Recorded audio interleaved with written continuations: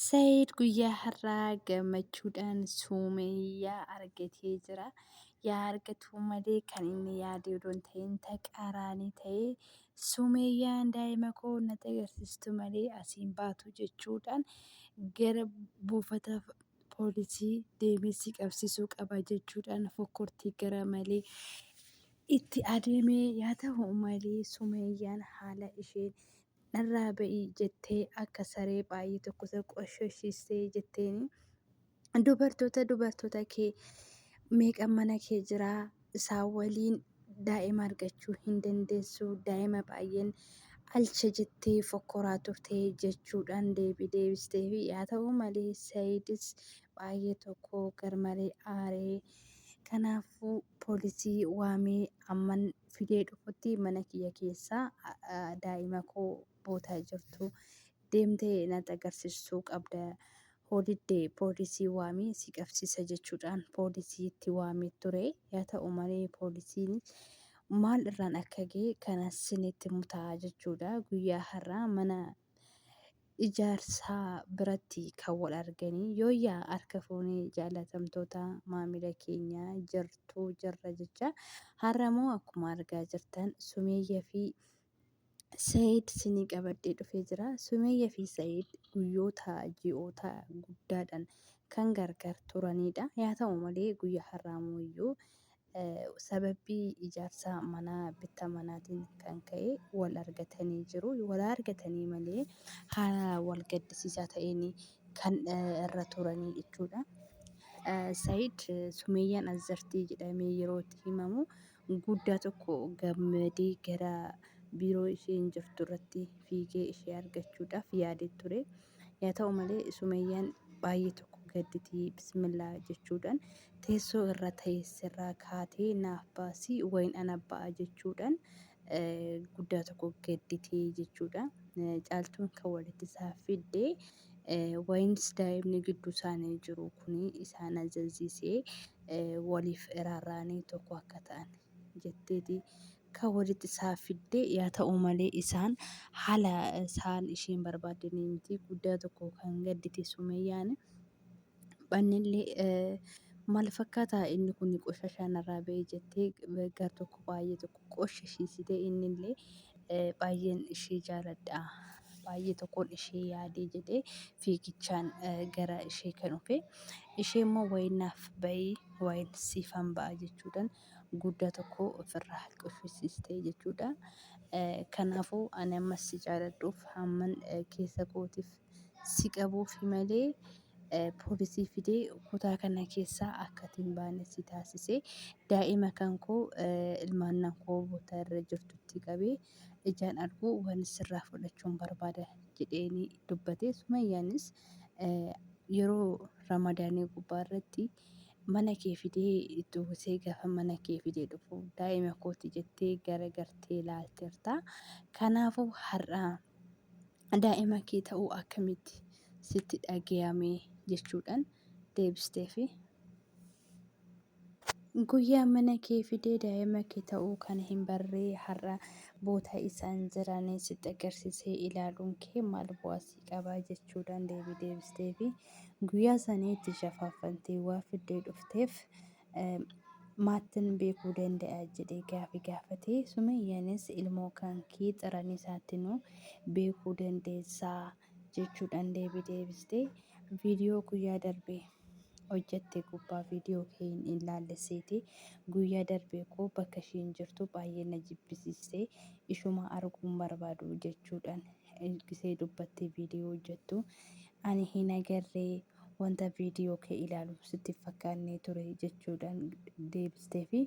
Saayidis ani guyyaa irraa kana akka wal agarru sila hin beekuuf akka uftu wannan beekuuf akkas jedhee akka wal agarru jedhee taananii malee jibba kee qabu hin dandeenye jedhee deebiseefi. Yaa ta'u malee maatsaniin shamarran kan keenyatiiwwan kan kee wayis haadha manaawwan kee manatti naqatte suni maatsaniin isaanii ilmoo da'uu hin danda'anii.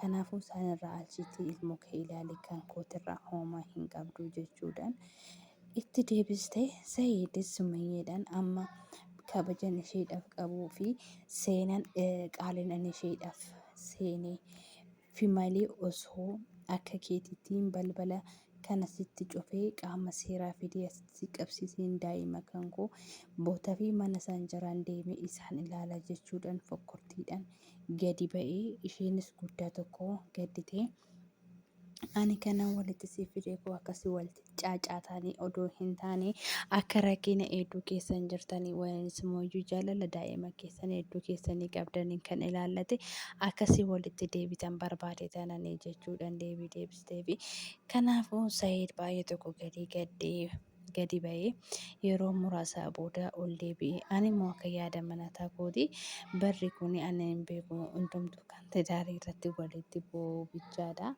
Baay'ee tokko nama gaddisiisanii Sumayyaa fi Sa'iid baay'ee tokko namoota gaarii turanii jaalalli isaan waliif qaban kabajni isaan waliif qaban garmalee ture. Yeroo kanatti wanti hunduu kan nama gaddisiisu ta'ee jira. Tidaariin akka osoo hin beekin itti seenanii yeroo gorora liqeeffatamu hanti daarii keessaa ba'an akkas ta'aa jira. Ijoolleen isaanii gidduu jiru baay'ee tokko kan nama gaddisiisanii mikinyaan isheen illee miidiyaa gubbaa fidee daa'ima kana agarsiisaa hin jirtu. Inni illee baay'ee tokko kan sammuu isaa tuquudha. Baay'ee tokko jaalataa. Isheenis hanillee keessa ishee keessa galchitee innis muddama keessa galee tidaarri nama sadii waliin jiraachaa jira.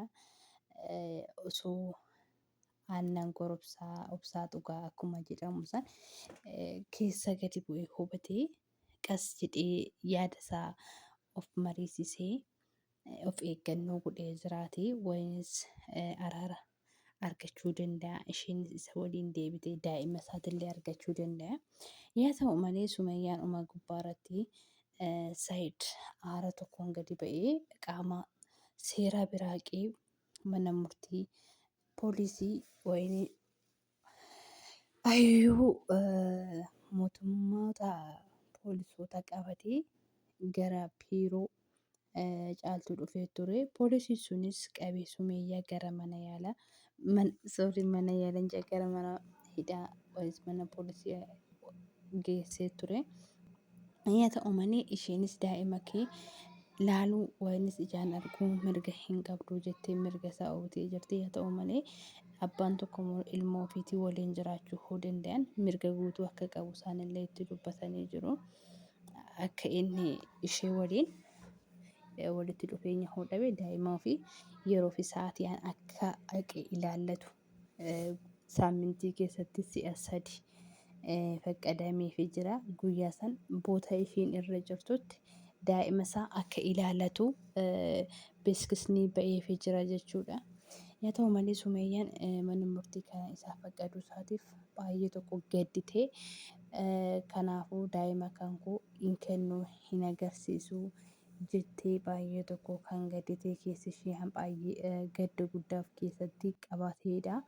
Manni murtii immoo bitaa mirga ilaalee guyyaa 3 keessa torban keessatti si'a 3 Sa'iid boota inni irra jirutti akka ilaaluu faqqadeefii jira jechuudha. Isheenis fiqaada kana argachuu isaatiif garmalee gadditee deemtee gara mana jireenyaa ishee daa'ima agarsiistee jirti jechuudha. Sa'iid daa'ima ofii agarraan baay'ee tokko gaddee isheenillee daanarraa maaliif barbaaddee warroonni mana keessaa qabdu maatsaniin isaanii hin hojjetu immoo fincaanumaa fayyadaman immoo yoo kan kana deemuusiif hin dandeenye maaliif ani daa'ima baay'ee akka naadeessan hin barbaada jettee walitti hartee miti anarraa maaltu siyaafee jechuudhaan baay'ee tokko gadditee innis ana na jibbitee maal fakkaata kun nan tuqin jettee isheen hajjafarraa oofnan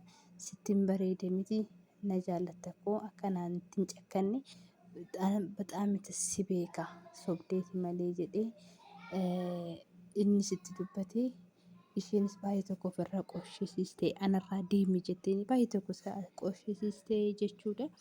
Yaa ta'u malee lamaan isaanii gidduutti akka hubannetti jaalalli hin jira. Gocha inni raawwatu kan garaa isheerraa kute ayyuun gara ayyuutti deebinee ayyuun guyyaa darbee anillee nafsa xuuriidha sini ማለት kana kaasuu maafan barbaade maatsaniin isaanii hojjetu jennaananii dubbachuu barbaade jechuudha guyyaa darbee ayyuun anillee ulfa isheen takka ani ulfa jenna anillee ko si wallollaan malee garaatti ilmoo godheen ture ati deemna nan baasee jettee maatsaniin isaanii hin hojjeta garuu hin baasan jechuun barbaada sumaan sumeeyyaa inni si deebisuu baate ani si deebisa jedhee ta'uni akkas jettee turte ayyuuni ati isnanan daa'imicha ofirraa baasee malee anis koo daa'ima godheen ture jettee turte waaqayyoo ifama siif haa godhu daa'imni kennaa rabbiiti daa'imni akka barbaadanitti baasanii akka barbaadanitti kaawwachuu kan hin dandeenye jaalala namaatiifis jennee cubbuu ofitti fudhachuu shaggaa miti jechuun barbaada maatsaniin hin hojjetaa qabuu hin dandeenye. Qabachuu hin dandeenye baay'ee tokko yeroo tokko jechi nama fataa nama godha dhugaa rabbi. Naa loon keenya isa kana sumeeyyaa fi Saayid hin araaraman immoo hin araaraman kan jettan istii koomantii jalatti ani akka kiyyaatti gini bataamitti jeenyadha. Nan korra'een sumeeyyaadhaan dhugaa rabbii korra'een jira akka namoota garaagaraa alqastee boocheeminaamina dubartoota hin gofaltii viidiyoo irratti hojjetti malee bakka guyyaa tokko geedditii hin beektu akka namoota garaagaraatii tokko koonta nacaa minaamin garuu isheen bakka sireesiyaan kan jiraachaa jirtu dhugaa guddaa tokko nama boonsistii guddaa tokkoon itti gammadaan isheetti jechuudha. Kanaafuu isinoo maal fakkaatanii jaalatamtoota kabajamtoota naam jaalatamtoota kabajamtoota maamila mabii jalatti argamtan nagaa waaqayyo isinii haa baay'atu mana kana haasatan laayik sheer gochuudhaan na bukkee abbadhaa baay'eesin jaaladha baay'eesin kabaja waloon keenya har'a kana Saayidiif Sumeeyyaan hin araaramu hin araaraman daa'imammoo yeroo